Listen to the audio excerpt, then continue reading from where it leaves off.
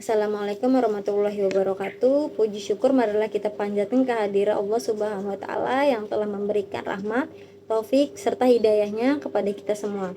Salawat serta salam semoga tetap tercurahkan pada junjungan kita Nabi Muhammad SAW, keluarga, sahabat, serta umatnya hingga pada akhir zaman. Perkenalkan, kami dari kelompok 8 yang beranggotakan saya Lili Suryanisa Putri, ada Lina Renata Amalia, dan Sukma Anggraini. Pada kesempatan ini, kami akan menyampaikan materi dengan tema Demokrasi yang beradab, berperikemanusiaan, dan berkeadilan dalam perspektif Islam. Pendahuluan, memahami demokrasi dalam lensa Islam. Yang pertama, demokrasi umum. Sistem pemerintahan dari rakyat oleh rakyat untuk rakyat, menekankan partisipasi dan kedaulatan massa dalam pengambilan keputusan. Yang kedua, syura dalam Islam. Dalam Islam, demokrasi sejalan dengan prinsip syuro atau musyawarah. Ini lebih dari sekedar suara mayoritas. Ini adalah proses mencari kebenaran dan kemaslahatan bersama. Demokrasi Islami bertujuan untuk menciptakan kehidupan yang beradab, menjunjung tinggi akhlak dan moral, berperi kemanusiaan, menghormati hak dan martabat manusia, dan berkeadilan tanpa diskriminasi. Semua diperlakukan sama di hadapan hukum. Landasan kuat dari Al-Quran dan hadis. Al-Quran dan urusan mereka diputuskan dengan musyawarah di antara mereka. Quran Surat Asy-Syura ayat 38. Ayat ini menekankan pentingnya konsultasi dalam pengambilan keputusan publik. Berlaku adillah, karena adil itu lebih dekat kepada takwa. Quran Surat Al-Maidah ayat 8. Ayat ini menegaskan keadilan sebagai pilar utama dalam setiap aspek kehidupan. Hadis Nabi SAW, setiap kalian adalah pemimpin, dan setiap pemimpin akan dimintai pertanggungjawaban atas yang dipimpinnya. Menggarisbawahi tanggung jawab kepemimpinan universal. Sebaik-baik manusia adalah yang paling bermanfaat bagi manusia lain. Mendorong orientasi pelayanan dan kemaslahatan umat dalam setiap tindakan. 3 pilar demokrasi Islam. Yang pertama, kemaslahatan. Setiap keputusan harus membawa manfaat besar bagi seluruh masyarakat, bukan hanya segelintir sekelompok. Yang kedua, keadilan. Sebagai fondasi kehidupan sosial, menjamin hak dan kewajiban setiap individu. Yang ketiga, amanah. Kekuasaan adalah tanggung jawab besar yang harus diemban dengan integrasi dan kejujuran. Prinsip-prinsip ini memastikan bahwa demokrasi tidak hanya tentang proses, tetapi juga tentang tujuan yang mulia. Gagasan sentral demokrasi beradab. 1. Kekuasaan adalah amanah. Kekuasaan dipandang sebagai titipan dari Allah Subhanahu wa taala, bukan hak pribadi. Pemimpin adalah pelayan umat yang harus mempertanggungjawabkan setiap tindakannya. 2. Hak rakyat bersuara. Rakyat memiliki hak penuh untuk menyampaikan pendapat, kritik, dan masukan kepada pemimpin sebagai bentuk partisipasi aktif dalam pemerintahan. 3. Pemimpin berkapasitas dan berakhlak. Pemimpin harus dipilih berdasarkan kapasitas, akhlak mulia, dan tanggung jawab yang tinggi, bukan semata-mata karena popularitas atau kekayaan. 4. Maslahat umat sebagai prioritas. Setiap kebijaksanaan pemerintah harus berpijak pada kemaslahatan umat secara keseluruhan, menghindari kepentingan sempit, kelompok, atau individu. Pilar-pilar demokrasi beradab. 1. Berlandaskan akhlak. Demokrasi Islam menekankan etika dan kesatuan dalam berinteraksi. Kebebasan berpendapat dijamin, tetapi tidak boleh digunakan untuk menyebarkan fitnah, kebencian, atau perpecahan di masyarakat. Menghormati hak asasi manusia.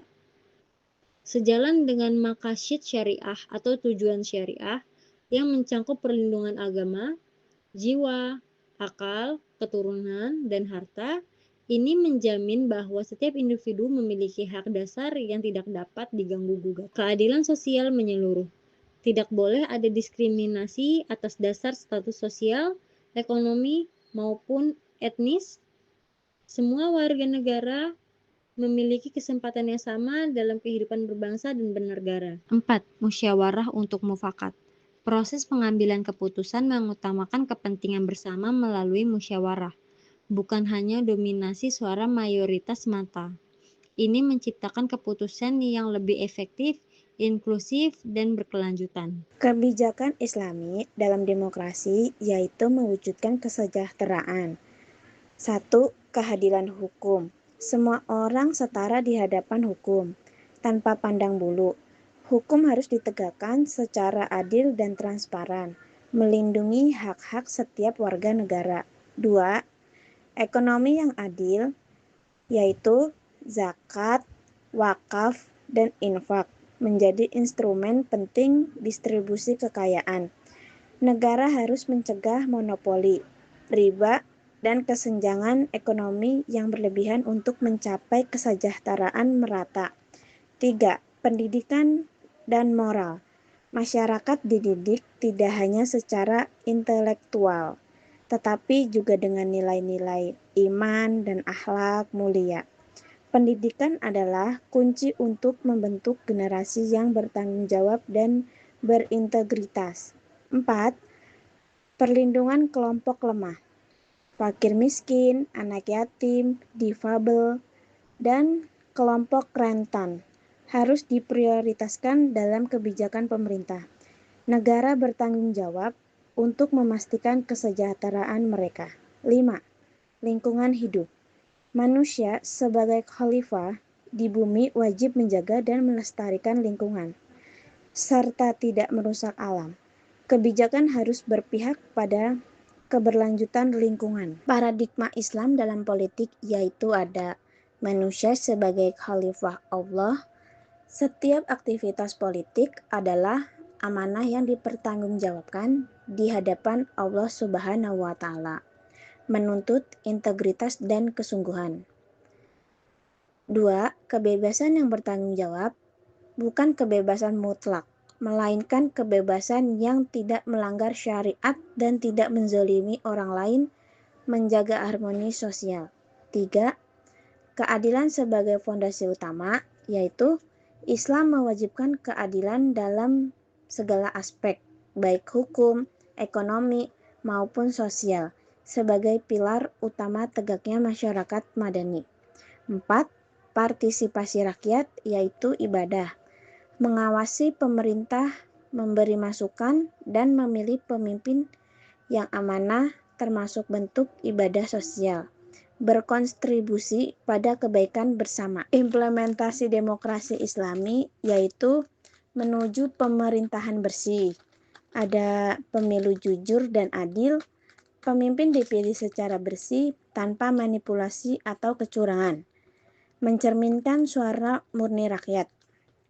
Yang kedua, transparansi pemerintah, kebijakan dan anggaran terbuka untuk dikritis rakyat, membangun kepercayaan publik dan akuntabilitas. Yang ketiga, anti korupsi dan nepotisme. Islam melarang keras pengkhianatan amanah, penegakan hukum yang tegas terhadap korupsi dan nepotisme. Yang keempat, dialog dan musyawarah. Pemerintah membuka ruang partisipasi publik, mendengar aspirasi rakyat untuk pengambilan keputusan yang lebih baik. Yang kelima, kesejahteraan merata.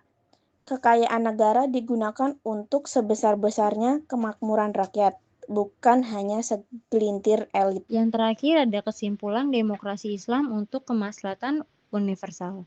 Demokrasi dalam perspektif Islam adalah sistem yang beradab, manusiawi, dan adil. Prinsip utamanya adalah keadilan, kemaslahatan, amanah, dan akhlak mulia.